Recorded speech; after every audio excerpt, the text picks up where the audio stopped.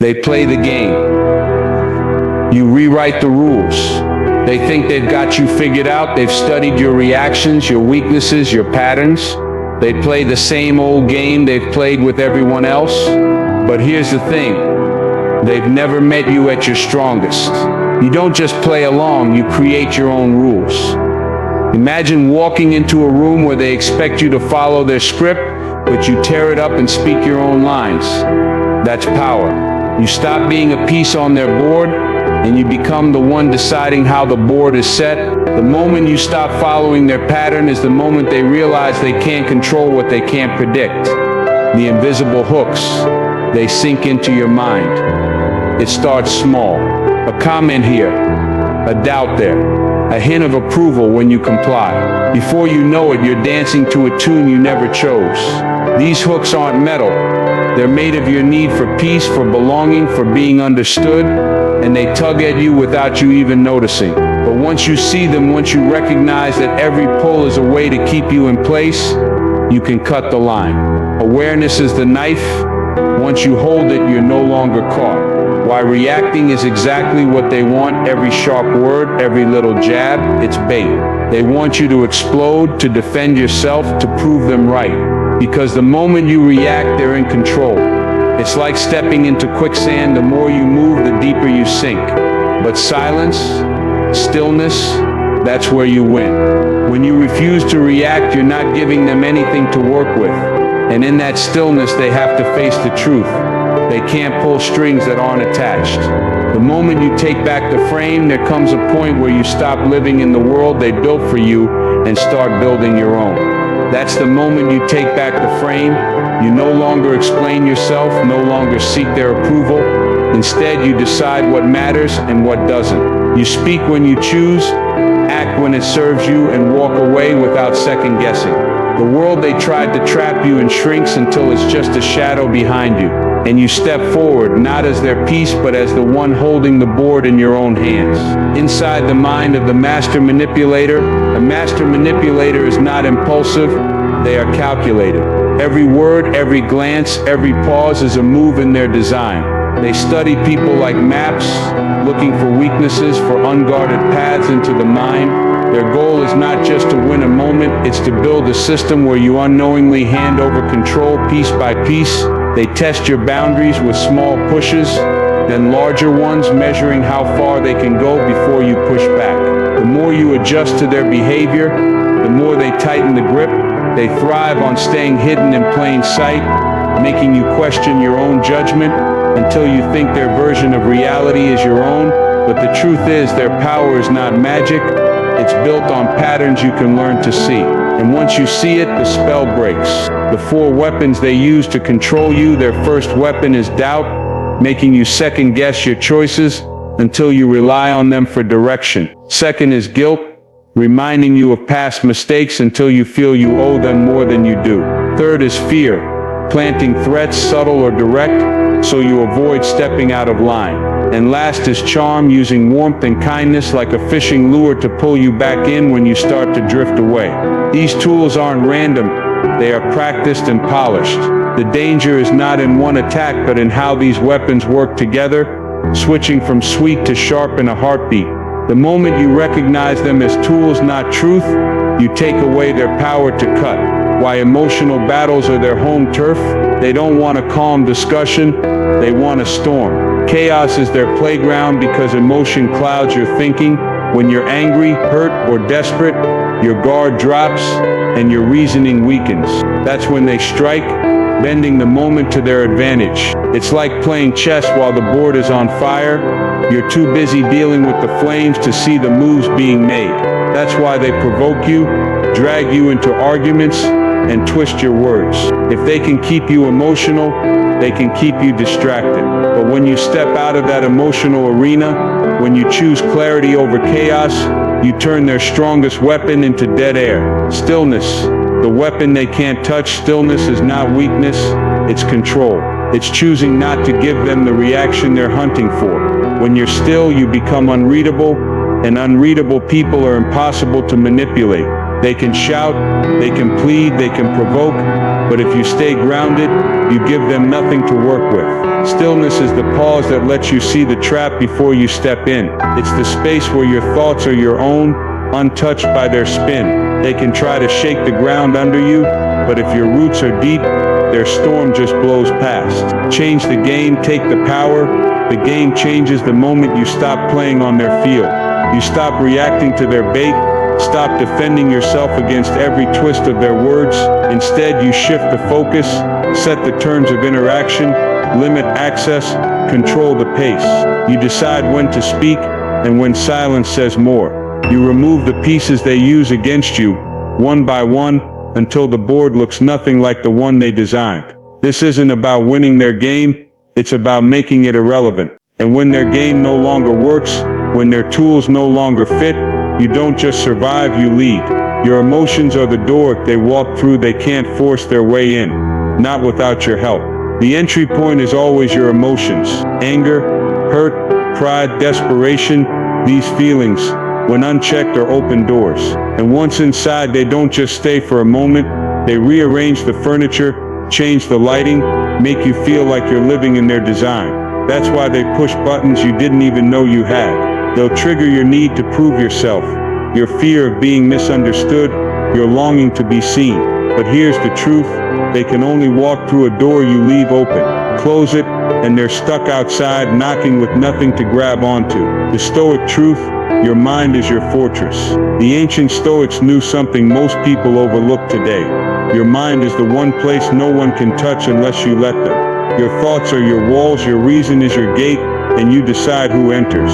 They can throw insults, spread lies, twist your words, but they can't step inside unless you hand them the keys. This is why self-control isn't weakness. It's strength in its purest form. You may not control what they do, but you control how you think about it. And when your mind stands tall and unshaken, every attack hits stone and falls away. The pause that shifts the entire battle. A pause is more than silence. It's the moment you reclaim the fight. In that split second, you stop letting their words decide your reaction. You let your heartbeat settle, you think clearly, and you see the trap for what it is. A pause can turn an insult into nothing, a provocation into a failed attempt. It's like stepping back from a burning building. You can see the flames without running into them. And in that space, you're no longer playing their game. You're making your own rules. Tactical breathing, your instant armor. Your body is your first ally in staying in control. Tactical breathing isn't fancy, it's simple but it's powerful. Inhale slowly, count to 4, hold for 4, exhale for 4, hold again for 4. It tells your brain you're safe, even when someone's trying to drag you into chaos. It lowers your heart rate, clears your head, and stops your words from spilling out before you're ready. When you use it in the middle of a heated moment, it's like putting on invisible armor. They can throw every dart they want, but nothing gets through. No reaction. No fuel, no victory. A fire without fuel burns out, and manipulative people feed on your reaction. Anger, fear, defensiveness. That's the oxygen that keeps their fire alive. When you give them nothing, the flames die on their own. You don't need to win an argument, you just stop giving it life. This doesn't mean you're weak or passive. It means you're in charge of where your energy goes. And when you choose silence, when you choose calm, they're left with nothing but their own empty sparks. In the end, no fuel means no victory, at least not for them. What the frame really means in any interaction. The frame is the invisible set of rules that shapes how a conversation or situation plays out. Whoever controls the frame decides what matters, what's ignored, and how events are interpreted. If they control it, you're reacting to their version of the story. They can twist words, change the focus, and make you defend things you never needed to defend. But when you control the frame, you decide what the topic is, how it's approached, and when it ends. The person with the frame sets the tone, and that's why it's the most powerful position in any exchange. The subtle ways they drag you into their story. They won't always come at you directly. Instead, they'll bait you with half-true statements, loaded questions, or emotional jabs that make you feel like you have to respond. They'll speak as if their view is already the truth, forcing you to fight from behind. This is how they pull you into their frame. You stop talking about what matters to you and start defending yourself inside their version of events. The trick is seeing it before you step inside. Standing on facts, not their emotional waves. When you stand on facts, you're on solid ground. Facts don't bend with moves. They don't twist with feelings. And they don't crumble under pressure. Manipulators rely on emotional waves, highs and lows that throw you off balance. If you ride those waves, you're moving wherever they push you. But if you stay rooted in clear, calm truth, you can watch their waves crash without moving an inch. That's when they realize your footing is stronger than their storm. Be the oak, unmoved, unshaken. An oak doesn't panic when the wind rises. It doesn't sway wildly to match the storm. It stays grounded, its roots deep and unyielding. That's how you need to stand when pressure comes. The storm may scream, the branches may whip, but the core stays still. This is the image you carry into every challenge. Strong, steady, and untouchable. When you stand like the oak, the storm eventually passes, and you're still there. Real-world dialogue, how frame control sounds. They say you're overreacting. You reply, I'm calm and I'll speak when I'm ready. They say if you really cared, you'd tell. You reply, I decide what caring looks like for me. They say everyone agrees with me. You reply, that's their choice. Mine is different. Notice the pattern. You don't rush to defend yourself. You don't step into their frame. You stake your ground and hold it. That's frame control. It's not about speaking louder. It's about speaking from a place they can't shake. Why silence unnerves the manipulator? Silence is not empty, it's loaded. When you stay quiet, you remove their ability to read you. They can't tell if you're hurt, angry, or unaffected. That uncertainty forces them into the one position they hate most, guessing. Manipulators thrive on knowing exactly which button to press, but silence covers every button.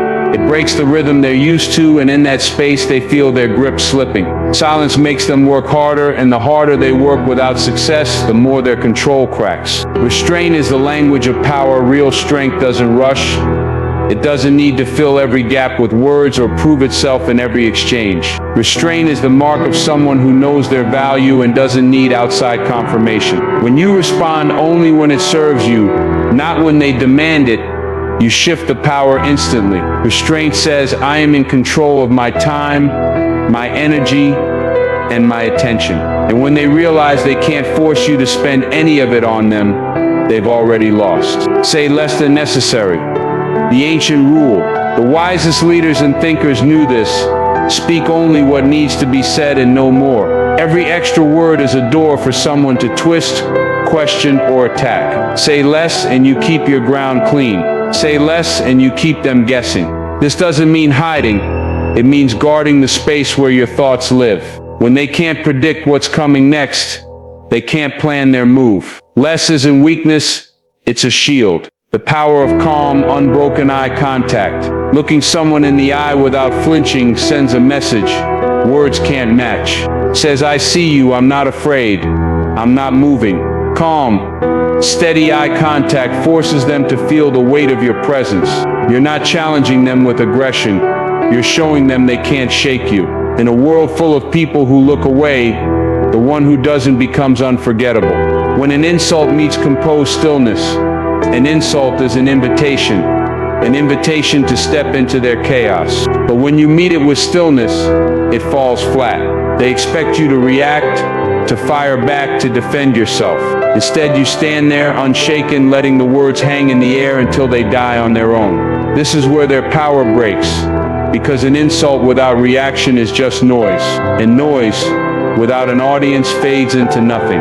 The difference between real and weak boundaries are spoken but not upheld. They sound firm in the moment, but when tested, they bend. Real boundaries, on the other hand, are consistent. They don't change depending on who's asking or how much pressure is applied. A weak boundary is like a fence with gaps. People walk through it without even trying. A real boundary is a solid wall. They hit it, and they know there's no way through. The key difference is not in the words, but in the follow-through. If you mean it, you live it. If you bend it, you've taught them it's not real. Boundaries are for your peace, not their approval. You don't set boundaries to make someone like you. You set them to protect your mind, your energy, and your space. If they approve of your boundaries, fine. If they don't, that's fine too. Approval is irrelevant, because the purpose isn't to win their agreement, it's to keep what's yours safe. People who respect you will work within your lines. Those who don't will test them. And when they test them, you show them the same steady wall every time. How to state your line without raising your voice. Boundaries don't need volume to be strong. You don't have to yell, argue, or explain yourself for 10 minutes. A calm, steady voice carries more weight than shouting ever will. When you state your line without emotion, you show you're not negotiating, you're informing. This keeps you in control and removes the drama they may be hoping for. The strength is in the clarity, not in the noise. This is my line. You don't cross it ever. Those words are more than a statement. They're a declaration of self-respect. When you say them with calm certainty, you're sending a message that doesn't fade. You're not asking for permission, you're laying down reality. This isn't about confrontation, it's about clarity. And when they hear it, they know there's no point in pushing further. The firmness in your tone tells them exactly what will happen if they try. Enforcing consequences. Without flinching, a boundary without consequences is just a suggestion. If someone crosses your line and nothing happens, you've told them the line isn't real. Enforcing consequences doesn't mean being cruel. It means following through on what you've already made clear. If you said you'd walk away, walk away. If you said access would be cut off, cut it off. No hesitation, no long speeches, no back and forth. The moment they realize your words always lead to action, testing you stops being worth their effort. Detachment is not coldness, it's self-preservation. People often confuse detachment with a lack of care, but detachment isn't about feeling nothing. It's about not letting someone else's chaos live inside you. It's choosing distance when closeness means damage. Detachment keeps you clear-headed when emotions threaten to pull you under. It's the mental space that allows you to think, choose, and act from strength instead of reaction. You can care about someone and still refuse to let them pull you into harm. That's not cold, it's survival with dignity intact. How Stoics train the mind to step back.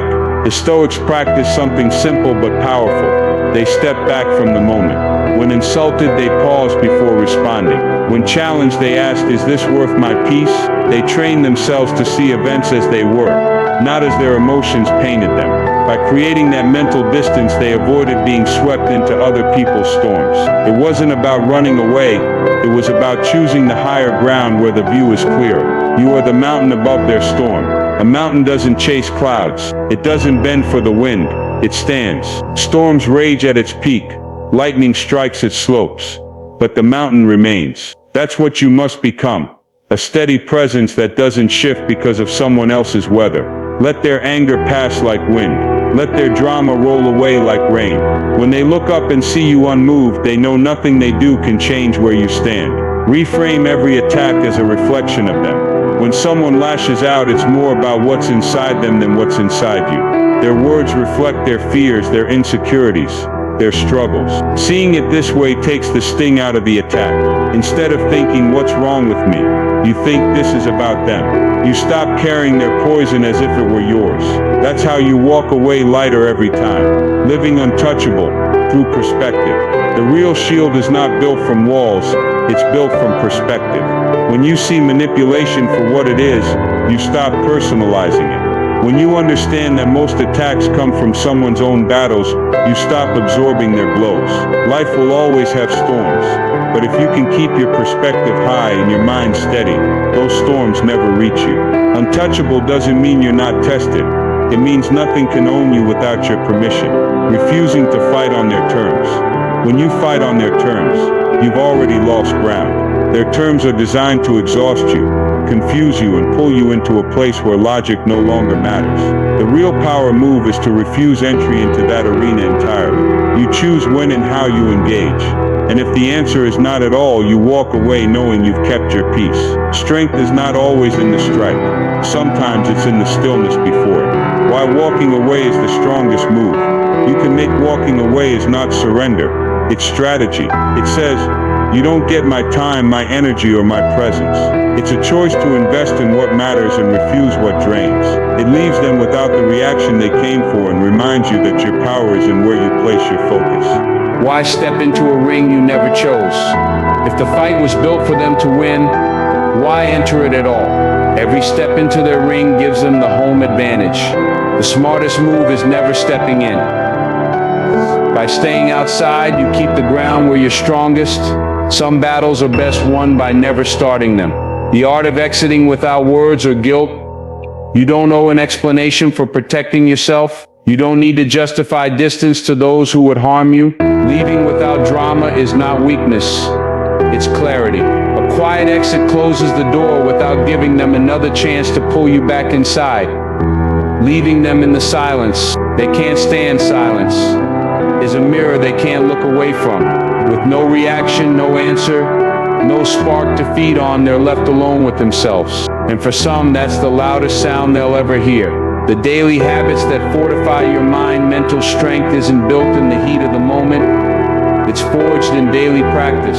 Small, consistent habits train your mind to stay steady under pressure. Reading something that challenges your thinking, limiting time around negative influences, and taking moments to pause during the day all build inner resilience. Over time, these habits create a mental shield. So when manipulation or chaos comes, you're already prepared. Morning reflection, setting the tone for the day. How you start your day decides how you handle its challenges. Take a few minutes each morning to center yourself. Breathe deeply. Think about your priorities and set one clear intention. This reflection puts you in control before anyone else can pull at your attention. It's your way of claiming the day before it claims you. Journaling to master your emotional reactions. Writing down your thoughts helps you see patterns you might miss in the moment. By recording situations and your responses, you can spot triggers and plan better reactions. Journaling isn't just venting, it's training. It allows you to process emotions privately, so when the real tests come, you're sharper and calmer. Training through voluntary discomfort. Strength grows when you step into challenges by choice. Take cold showers, push yourself in workouts, or practice patience in frustrating situations. These small acts of voluntary discomfort teach your mind to stay composed when life throws bigger tests your way. If you can handle the hard things you choose, you can handle the hard things you don't. Strong, calm, untouchable. Your daily armor. Repeat it to yourself until it's more than words. It's who you are. Strong means your roots run deep. Calm means you don't let the storm decide your moves. Untouchable means no one's chaos takes your peace. Wear these three like armor every day, and watch how the world changes when you walk into it. 10 rules in 10 lines. Your new code. Control your frame, or they will. Never react on their cue. Protect your peace above all else. Speak less than necessary. Stand on facts, not feelings. Set boundaries once and keep them. Walk away without warning or guilt. Train your mind daily. Let silence do the heavy lifting. Live for your values, not their approval. This code is not theory, it's survival.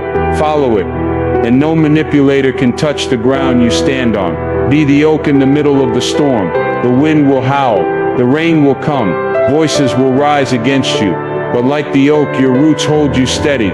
You don't sway to match the storm. You make the storm go around you. No reaction, no fear, no control. Every reaction feeds them. Every fear exposes you. But when you give neither, their control collapses. You stand firm and they're left with nothing but the echo of their own noise. Today is the day they lose their power, not tomorrow, not someday. Today, the moment you decide they no longer own a piece of your mind, that's the moment they lose. And from today forward, they never get it back.